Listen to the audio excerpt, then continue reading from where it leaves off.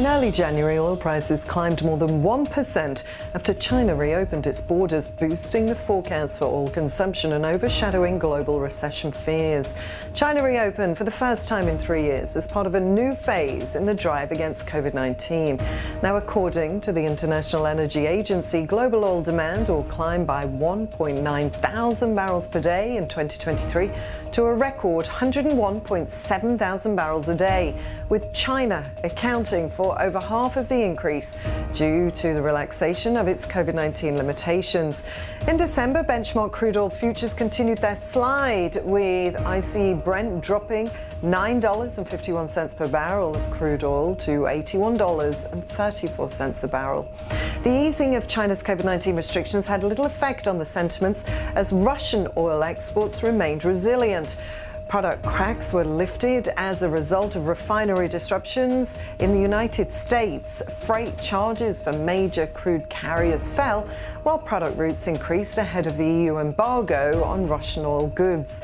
Russia's invasion of the Ukraine has far-fetching humanitarian and economic consequences across the globe, notably in the oil sector.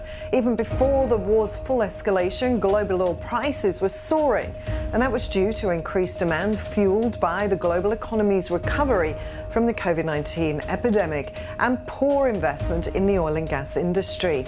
However, when Russia invaded Ukraine, the global crude oil price jumped from roughly $76 per barrel at the beginning of January 2022 to more than $110 per barrel on the 4th of March that year.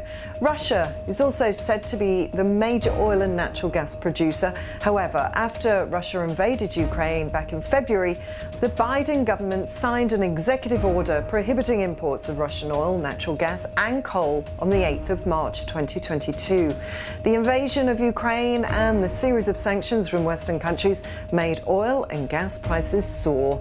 The International Price Cap Coalition recently completed its work on putting an oil price cap on Russian seaborne crude oil in December 2022.